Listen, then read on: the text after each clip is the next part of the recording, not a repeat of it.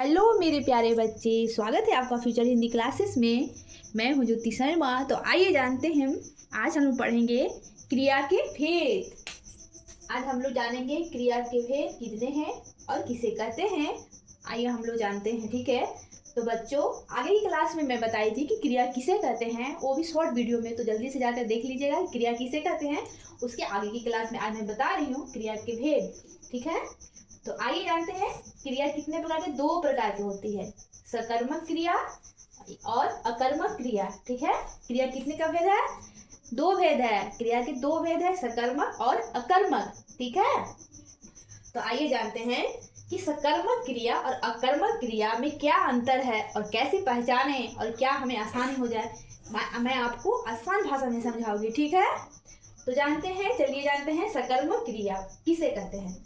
तो जिन क्रियाओं का कार्य का फल कर्ता को छोड़कर कर्म में पड़ता है उसे सकर्मक क्रिया कहते हैं। जैसे बच्चे, जो भी हम काम कर रहे हैं, जिसे कैसे पहचाने कि सकर्मक क्रिया है, हम जो भी काम करते हैं उसका फल किसी और पे पड़ जाए वही होता है सकर्मक क्रिया, ठीक है।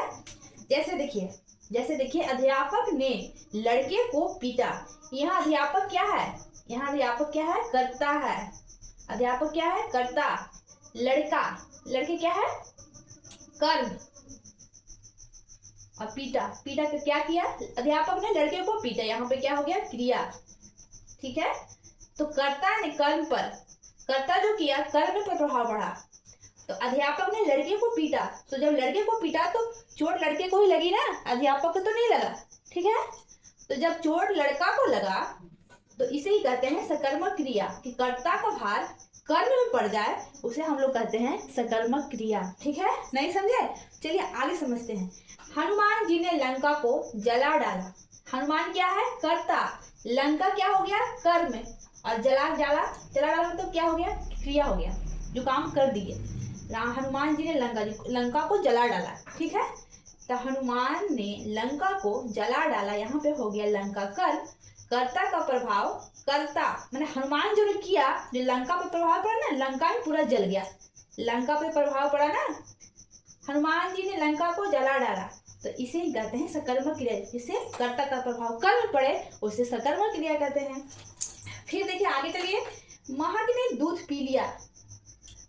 महक ने दूध पी लिया, यहाँ महक कर्ता हुई, दूध कर्म हुआ, पिया हो गया क्रिया।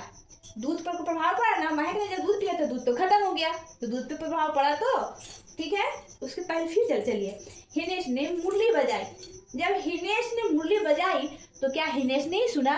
नहीं ना, आसपास के जितने लोग हैं वो सब सुने ना, तो क्या मुरली क्या हो गया? कर्म। मुरली की धुन सबको ही सुना, ठीक है।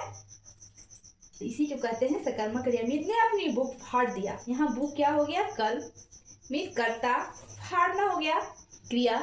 तो बुक पे प्रभाव पड़ना, बुक जब फाड़ दिए तो बुक का पेज खत्म हो गया। तो इसी को कहते हैं कि क्रियाओं का कार्य का फल कर्ता को छोड़कर कर्म पर पड़े उसे सकर्मक क्रिया कहते हैं बच्चे। तो आशा करती हूँ आपको सकर्मक क्रिया समझ में आ गया होगा, ठीक है। तो अब चलिए चलते हैं अकर्मक क्रिया। अकर्मक क्रिया, जिन क्रियाओं के कार्य का फल कर्ता में ही रहता है उन्हें अकर्मक क्रिया कहते हैं। कर्ता में ही, यानी कर्ता काम करने वाला जो काम कर रहा है, वो जो काम करेगा उसी को फल मिलेगा और किसी को कुछ नहीं मिलने वाला है, उसी को कहते हैं अकर्मक क्रिया, क्योंकि वहां पे कोई कर्म नहीं है, ठीक है। तो जैसे विद्यार्थी दौड़ता है, तो जो दौड़ रहा है किसी और को थोड़ा पैर दर्द करेगा, जो दौड़ेगा उसी का तो पैर दर्द करेगा ना, ठीक है। तो इसका फल जो दौड़ रहा है, विद्यार्थी दौड़ने में तेज हो जाएगा दौड़ते दौड़ते, तो इसका फल इसी को ना मिल रहा है, किसी और को नहीं मिल रहा है, तो इसी को कहते हैं अकर्मक क्रिया। अगर नहीं समझ में आया तो चलिए दूसरे नंबर पे समझते हैं। विष्णु सुन रहा है। वो क्या सुन रहा है, क्यों सुन रहा है, उससे हमको मतलब नहीं। वो क्या सुना, और जो सुनेगा वही सुनेगा, उसी को काम आएगा और किसी और को काम नहीं आएगा, ठीक है। यहाँ पे देखिए अर्जुन हंस रहा है, तो हंसना भी क्या है? एक अकर्मक क्रिया है। हंसना कर्ता पे ही प्रभाव पड़ रहा है। तो अर्जुन करता है, हंस रहा है, रहा क्या है? क्रिया है।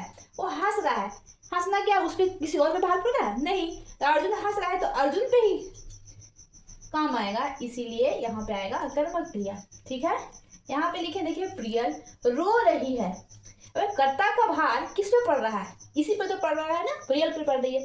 प्रियल रो रही है, अरे ये रो रही है तो इसका भार किसी और पे नहीं पड़ रहा है। तो यहाँ पे रोना भी हो गया अकर्मक क्रिया।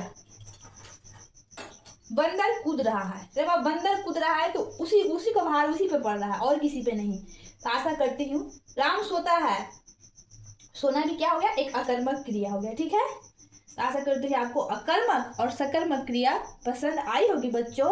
अगर नहीं भी आई तो प्लीज़ कमेंट करके बताएं कि मैं कैसे और आगे अच्छे से आपको समझा पाऊँ। इसके लिए मेरे चैनल को सब्सक्राइब करें, लाइक करें और शेयर करें, और प्लीज़ दोस्तों सपोर्ट करें ताकि मैं आपके लिए और भी अच्छी अच्छी वीडियो बना पाऊँ। थैंक यू बच्चों।